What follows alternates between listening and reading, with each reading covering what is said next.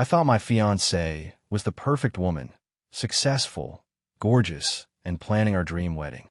Then I found her laptop open one night and discovered months of secret messages with her childhood friend. What I read made my blood run cold. She wasn't just emotionally cheating. She was planning something that would destroy everything we'd built together. The wedding was in 6 months, deposits were paid, but I had to make a choice that would change both our lives forever. My name is Craig Thompson. I'm 38 years old, and I own 3 fitness centers across Phoenix, Arizona. It took me 15 years to build this business from nothing. Started with a single gym in a strip mall. The money's good now, real good. Good enough that when I met Jessica Martinez 3.5 years ago, I knew I could give her the life she deserved. Jessica was everything I thought I wanted in a partner. She managed a chain of high-end beauty salons, had her own money, her own ambitions. We met at a charity fundraiser for local small businesses. I was there representing my gyms. She was there for her salons. We got to talking about running multiple locations, employee management, dealing with difficult customers. That night, I walked her to her car, a silver BMW. She gave me her business card. "Call me," Jessica said with a smile that made my chest tight. "I'd like to continue this conversation over dinner sometime."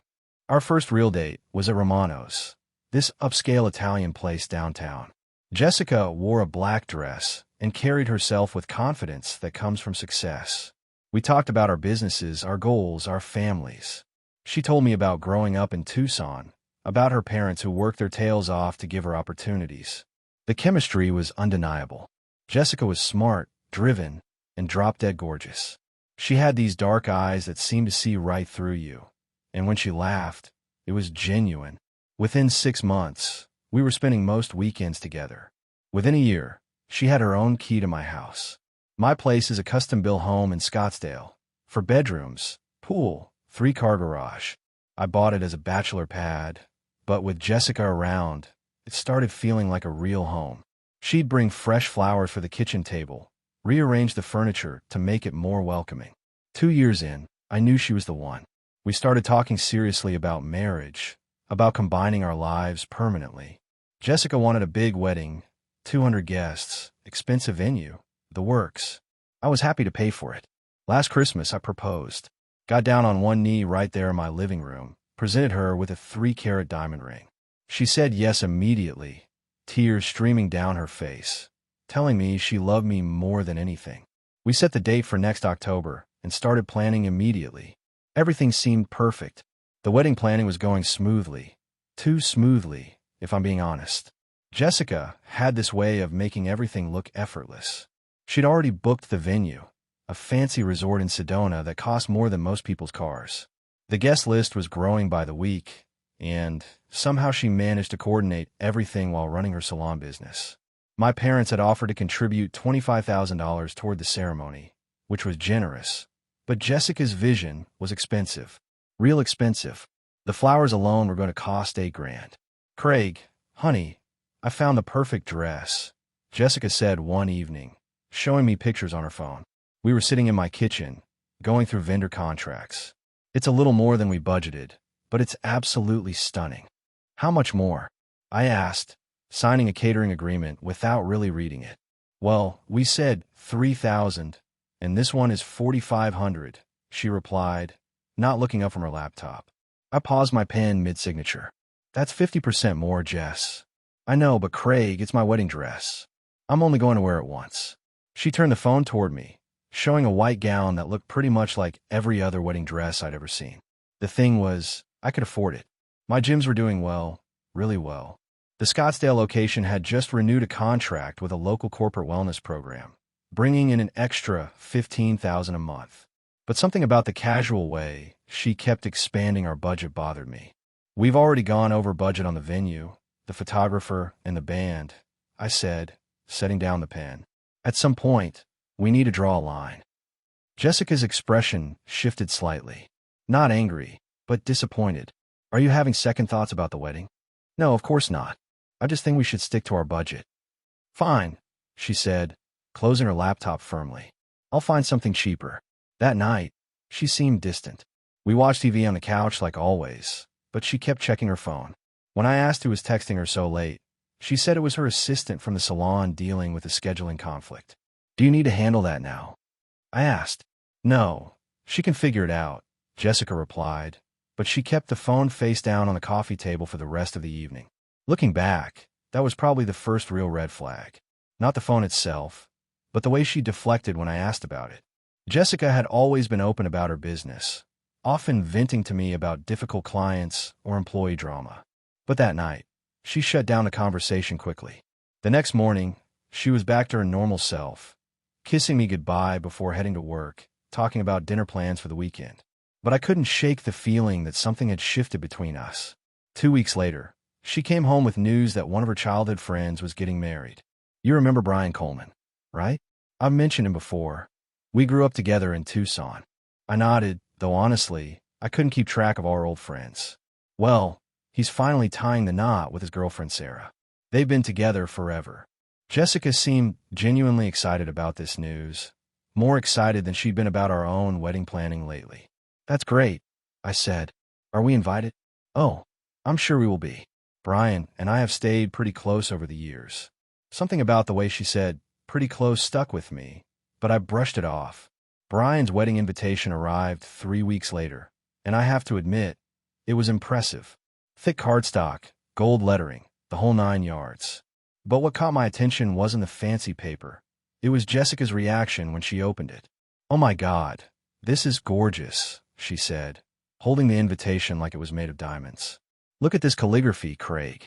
This must have cost him a fortune. I glanced at it. Nice enough, but nothing that would make me lose my mind. Looks expensive.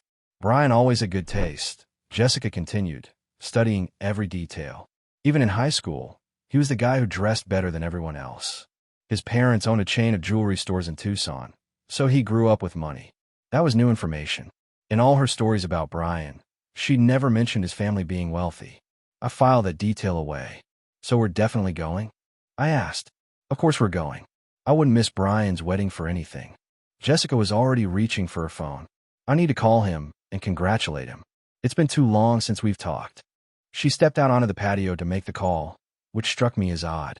Jessica usually took calls right in front of me, especially casual ones to old friends. Through the sliding glass door, I could see her pacing back and forth, laughing at something Brian was saying. The conversation lasted almost an hour. When she came back inside, her cheeks were flushed, and she seemed more animated than she'd been in weeks. How's Brian doing? I asked. Great, really great. He's so excited about the wedding. Sarah sounds lovely. Jessica paused, then added, he asked if we could meet up for drinks when we're in town for the wedding. You know, catch up properly. Sounds good to me. But even as I said it, something felt off. Jessica had a particular energy about her after that phone call, like she'd been recharged somehow. It reminded me of how she used to get after our first few dates, when everything was new and exciting. Over the next few days, Jessica threw herself into planning our trip to Tucson. She booked us a room at the same hotel where Brian's wedding would be held, researched restaurants for dinner, even looked up spa treatments for the weekend. The level of detail she was putting into this trip exceeded what she'd done for our own honeymoon planning. You're really excited about this wedding, I observed one evening. Well, it's not every day one of your oldest friends gets married, Jessica replied, not looking up from her laptop. Besides, it'll be nice to get away for a weekend. Just the two of us. Except it wouldn't be just the two of us. It would be the two of us, plus Brian, plus whatever history they shared that Jessica had never fully explained. That night, I made a decision. I was going to pay closer attention to Jessica's behavior, especially around Brian. Not because I didn't trust her, but because something in my gut was telling me there was more to this friendship than she was letting on. The next few weeks passed in a blur of wedding preparations, both ours and Brian's. Jessica had ordered a new dress for Brian's wedding, something she claimed was appropriate for a formal evening ceremony. When it arrived, I realized she'd spent more on this single dress than she had on her last 3 outfits combined. Don't you think this is a bit much for someone else's wedding? I asked, watching her admire herself in the bedroom mirror. I want to look good for Brian's special day, she said, adjusting the neckline. Besides, we can afford it. There was again this focus on looking good specifically for Brian. Not for the wedding, not for the other guests, but for Brian. My gym business was indeed doing well enough that a few $100s on a dress wasn't going to break us. But Jessica's spending patterns had shifted noticeably since Brian's invitation arrived. New shoes, a new purse, a hair appointment at an expensive salon she'd never visited before. She was putting together a complete look, like she was preparing for something important. "Jessica, can I ask you something?" I said one evening as we were finishing dinner. "Of course. What exactly was your relationship with Brian? I mean, I know you were friends, but were you ever more than that?" Jessica set down her fork and looked at me with what appeared to be genuine surprise. "What? No, Craig. I told you, we were just friends. Like brother and sister. I'm just asking because you seem really invested in this wedding. More invested than you've been in ours lately." Her expression hardened slightly. "That's not fair. I've been working my tail off planning our wedding." "I know you have. I just want to make sure there's nothing I should know about your history with this guy." Jessica reached across the table and took my hand. "Craig, I love you. I'm marrying you in 6 months. Brian is a friend from my past. Nothing more. I promise you have nothing to worry about." The words were right, but something about her delivery felt rehearsed, like she'd been preparing for this conversation. That night, Jessica fell asleep quickly, but I lay awake thinking about our exchange. In 3.5 years together, she'd never given me a reason to doubt her honesty. But over the past month, small things have been adding up. The secretive phone calls, the excessive preparation for Brian's wedding, the way she deflected when I asked direct questions. I decided to trust my instincts and do something I'd never done before. The next morning, after Jessica left for work, I went through her laptop. What I found made my blood run cold. Going through Jessica's laptop felt like crossing a line I never thought I'd cross. But something in my gut told me I needed answers, and waiting around hoping for honesty wasn't getting me anywhere. Her email was the first place I looked. Most of it was business-related stuff from the salons, vendor communications, wedding planning emails. Normal stuff. But then I found a folder labeled personal that she tried to hide in her archived messages. The emails between Jessica and Brian went back 6 months, long before his engagement was announced. They weren't overtly romantic, but they had an intimacy that made my skin crawl. Inside jokes, shared memories, references to things they'd done together that Jessica had never mentioned to me. One email from Brian, dated just 2 weeks ago, stood out. "Can't wait to see you at the wedding. It's been too long since we had real time together. Sarah will be busy with family stuff most of the weekend, so maybe we can slip away like old times." Jessica's response made my blood boil. "I've been thinking about that too. Craig won't suspect anything. He's not the jealous type. We just need to be careful." I read that exchange 3 times, hoping I was misunderstanding something. But there was no ambiguity. My fiancé was planning to sneak around with another man at his own wedding. I kept digging and found more evidence. Text messages she'd saved as drafts but never sent, talking about how much she missed what they used to have. A list of reasons why she couldn't break up with me before the wedding, including the money my parents had already spent and the deposits we'd put down. The worst part was a message from last week. "Sometimes I wonder if I'm settling for security instead of passion. Brian, you make me feel alive in ways that Craig never has." I sat there staring at the screen for almost an hour, trying to process what I just discovered. The woman I was planning to marry, the woman I'd been supporting and building a life with, was emotionally cheating on me and planning something physical. But instead of falling apart, I felt something unexpected: relief. Finally, I had concrete proof that my instincts were right. I wasn't being paranoid or insecure. Jessica was actually betraying me. Now I had a choice to make. I could confront her immediately, or I could let this play out and catch her in the act. Part of me wanted to end it right there, but another part needed to see just how far she was willing to go. I decided to let her think she was getting away with it. I'd go to Brian's wedding, act like the trusting fiancé, and see exactly what Jessica was planning to do. If she was going to betray me, I wanted her to do it completely, so there would be no doubt about who she really was. That evening, when Jessica came home from work, I greeted her with a smile. "Hey babe, how was your day?" "Good," she said, kissing my cheek. "Just busy with the usual salon drama." "How was your day?" "Great," I lied. "I've been thinking about Brian's wedding. I'm actually looking forward to meeting him." Over the next 2 weeks, I became an expert at pretending everything was normal. Jessica had no idea that I knew about her plans, which gave me a strange advantage. I could see her real personality now, the calculating way she managed our conversations and planned her deceptions. She'd started working out more, claiming it was for our wedding photos, but I knew she was getting in shape for Brian. She bought new lingerie, supposedly for our honeymoon, but the timing was suspicious. Everything she was doing was building toward that weekend in Tucson. "I've been thinking," Jessica said one evening while we were having dinner. "Maybe we should drive separately to Brian's wedding. That way if you want to leave early or I want to stay late, we have flexibility. Why would we want to leave at different times?"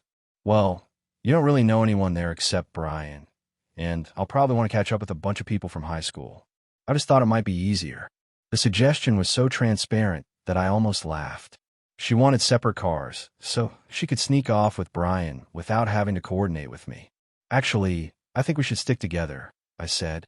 "I'm looking forward to meeting your old friends." Jessica's smile faltered slightly. "Of course. That makes sense." But she didn't give up. Over the next few days, she tried different angles. Maybe I should stay home and handle some business issues. Maybe she should go a day early to help with wedding preparations. Maybe we should stay at different hotels since the wedding hotel was probably expensive. Each suggestion was designed to give her more freedom to do whatever she was planning with Brian. And each time, I politely declined and insisted we stick to our original plan. The breaking point came 3 days before the wedding. Jessica's phone rang during dinner, and she glanced at the caller ID before declining the call. "Who was that?" I asked. "Just work stuff. I'll call them back later." But I'd seen the name on the screen, Brian Coleman. 20 minutes later, Jessica excused herself to use the bathroom and took her phone with her. I could hear her whispering through the door, having the conversation she'd postponed during dinner. When she came back, she seemed agitated. "Everything okay?" I asked. "Yeah, just some last-minute wedding stress for Brian's side. Nothing we need to worry about." That night, I made my final preparations. I researched the hotel layout, found out that Brian's family had booked a block of rooms on the 3rd floor, and even looked up the wedding timeline. If Jessica was planning to betray me, I was going to be ready for it. I also made a decision about our relationship. No matter what happened in Tucson, this engagement was over. Even if Jessica changed her mind and didn't follow through with Brian, the fact that she planned it was enough. I deserved better than a woman who would string me along while fantasizing about another man. But I wanted her to show me exactly who she was before I ended things. Sometimes people need to see the full extent of someone's betrayal to truly understand what they're dealing with. 3 days later, we loaded our bags into my truck and headed for Tucson. The drive to Tucson was tense, though Jessica didn't seem to notice. She chattered about the wedding details, mentioned how excited she was to see old friends, and kept checking her phone for messages. Every text seemed to put a little smile on her face. "Brian's really nervous about tomorrow," she said, reading another message. "He's worried about his vows. I told him to just speak from the heart. Sounds like you two have been texting a lot lately." I observed. "Well, we're catching up after all these years. Plus, he's been asking for advice about wedding stuff since I'm planning ours too." The lies came so easily to her now. I knew exactly what those texts were about, and it wasn't wedding advice. We checked into the hotel around 4 p.m. The lobby was buzzing with wedding guests, and I could see Jessica scanning the crowd, looking for Brian. She spotted him near the concierge desk, talking to what looked like family members. "There he is," she said, her voice taking on a different tone. "Come on, I'll introduce you." Brian Coleman was exactly what I'd expected, tall, well-dressed, the kind of guy who'd grown up with money and never had to work for anything. When Jessica approached him, his whole face lit up. "Jessica, you look absolutely stunning," he said, hugging her longer than necessary. "And you must be Craig. I've heard so much about you." We shook hands, and I made sure my grip was firm. "Likewise. Jessica's told me a lot about your friendship." "All good things, I hope," Brian said with a laugh that didn't reach his eyes. The rehearsal dinner was that evening, and I watched Jessica interact with Brian's family and friends. She fit in perfectly, like she'd been part of this world before. People seemed to know her well, asking about her business, mentioning shared memories from years past. Jessica was always the smart one in our group. Brian's mother told me over cocktails. We used to joke that she and Brian would end up together someday. "Really?" I said, keeping my voice neutral. Oh yes, they were inseparable in high school. Even dated briefly, though they were better as friends. This was the first time anyone had mentioned Jessica and Brian dating. When I looked over at Jessica, she was deep in conversation with Brian, standing closer to him than she'd stood to me all evening. After dinner, there was a small party in the hotel bar. Jessica and Brian found a corner table and talked for hours while I mingled with other guests. Occasionally, I'd catch fragments of their conversation. Inside jokes, shared memories, references to things they'd done together that sounded more romantic than platonic. Around midnight, Jessica finally came back to our room. "Sorry I was so distracted tonight," she said, starting to undress. "It's just been so long since I've seen everyone. You and Brian seem to have a lot to catch up on. 20 years of life to cover," she said casually. "He's doing really well for himself." I lay awake that night, listening to Jessica sleep peacefully beside me. Tomorrow was the wedding, and I knew that whatever she was planning would happen then. I was ready for it. The wedding ceremony was beautiful, I'll give them that. Brian and Sarah looked happy, the venue was elegant, and everything went smoothly. Jessica cried during the vows, which might have been touching if I didn't know what she was really thinking about. The reception was held in the hotel ballroom, with dinner, dancing, and an open bar. Jessica looked incredible in the dress she'd bought specifically for this occasion. She'd had her hair and makeup done at the hotel spa, and she was getting attention from every man in the room. But her focus was entirely on Brian. Throughout dinner, she kept finding excuses to talk to him. She'd go congratulate him again, check if he needed anything, laugh at his jokes from across the room. The new bride, Sarah, seemed oblivious to what was happening, caught up in her own wedding day excitement. Around 10 p.m., during the dancing portion of the evening, Jessica approached me with a glass of champagne in her hand. "Craig, I'm having such a wonderful time," she said, slightly breathless from dancing. "This brings back so many memories." "I can see that," I replied. "Actually, I want to ask you something." Sarah's feeling a bit overwhelmed with all the family obligations, and she asked if I could help Brian handle some of the gift coordination upstairs. "Would you mind if I stepped away for a bit?" There it was, the moment I'd been waiting for, the excuse she prepared to sneak off with Brian. I looked at her standing there, asking permission to go cheat on me, and felt a strange sense of calm wash over me. "Sure," I said. "Take all the time you need." Jessica's face brightened. "You're the best. I shouldn't be too long." I watched her walk across the ballroom toward Brian, who was standing near the exit, looking like he was waiting for something. When she reached him, he put his hand on her lower back and guided her toward the elevators. I waited exactly 5 minutes, then followed them. The elevator indicator showed they'd stopped on the 3rd floor, the same floor where Brian's family had their room block. I took the next elevator up and walked down the hallway until I found room 312. The door was slightly ajar, and I could hear voices inside. I pushed the door open and walked in. Jessica was sitting on the bed, her shoes kicked off, laughing at something Brian was saying. Brian was pouring champagne into 2 glasses, his jacket and tie already removed. They both froze when they saw me. "Great," Jessica gasped, jumping to her feet. "What are you doing here?" "I could ask you the same question," I said calmly, "but I think I already know the answer." Brian stepped forward, trying to look authoritative. "Look, man, this isn't what it looks like." "Really?"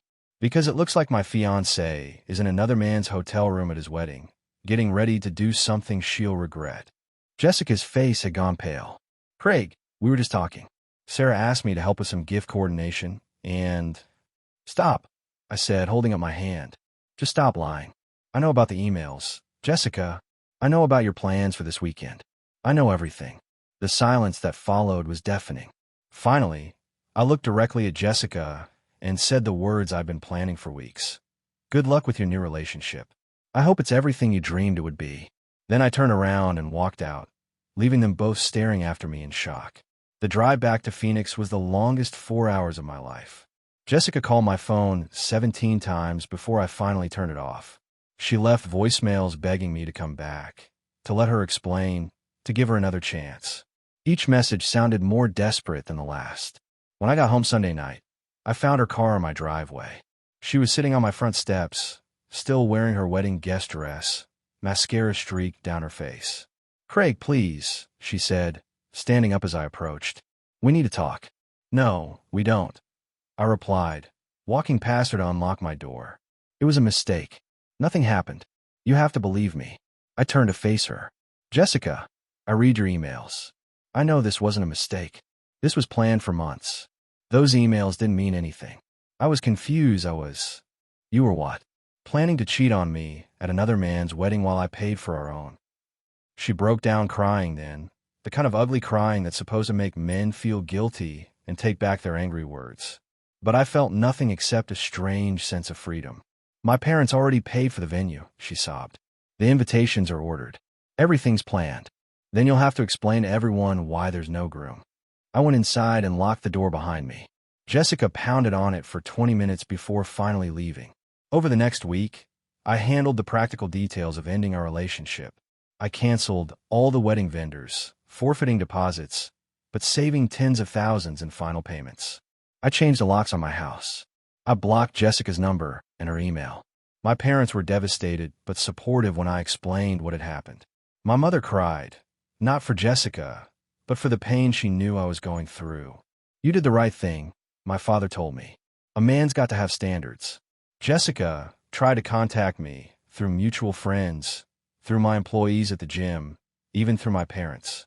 Every message was the same. She'd made a mistake. She wanted me back. She'd do anything to fix things. But some mistakes can't be fixed. Some betrayals cut too deep to heal. 2 months later, I heard through the grapevine that Jessica and Brian were officially together. Their relationship had imploded Sarah's marriage before it even got started, destroying 2 couples instead of just one. I felt sorry for Sarah, but I was grateful to finally know who Jessica really was before I married her. 6 months after Tucson, I was a different man. Stronger, wiser, and definitely more cautious about trusting people. The gym business was thriving. Turned out I had a lot more energy to focus on work when I wasn't worrying about a dishonest partner. I'd started dating again. Nothing serious, just getting back out there. The experience with Jessica had taught me what red flags to look for, what questions to ask, what standards to maintain. One evening, while working late at my Scottsdale location, a woman approached me. She was a regular member, someone I'd seen around but never really talked to. "Excuse me, aren't you the owner?" she asked. "That's right. Craig Thompson. Is everything okay with your membership?" "Oh no, everything's great. I just wanted to say thank you for maintaining such a clean, professional environment here.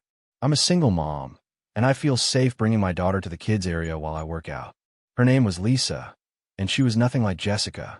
She was straightforward, honest about her situation, and didn't play games. When I asked her out for coffee, she said yes without any drama or manipulation. Our first date was simple, coffee and conversation about real things. She told me about her divorce, her 8-year-old daughter, her job as a nurse. I told her about my business, my family, and eventually about Jessica. "She sounds like she wasn't ready for a real relationship," Lisa said after hearing the story. "What do you mean?" "Some people want the idea of marriage and commitment, but they're not willing to do the work. They want the wedding, the ring, the status, but they don't want to actually be faithful or honest."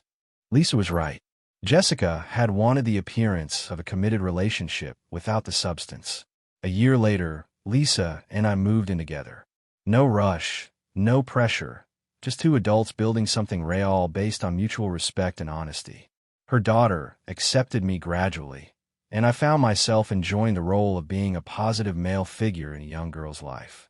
Jessica still lived in Phoenix, still ran her salons, but our paths never crossed. I heard she'd married Brian in a small ceremony, nothing like the elaborate wedding she planned with me. Apparently, his family hadn't approved of how their relationship started. I wished them well, honestly, not because I'd forgiven Jessica, but because I'd moved past needing anything from her, including an apology. Sometimes the best revenge is building a better life with someone who actually deserves your love and trust. Looking back now, I can see that discovering Jessica's betrayal was the best thing that ever happened to me. It hurt like hell at the time, but it saved me from years of marriage to someone who would have continued lying and cheating. Real love requires real honesty. I learned that the hard way, but I learned it before it was too late.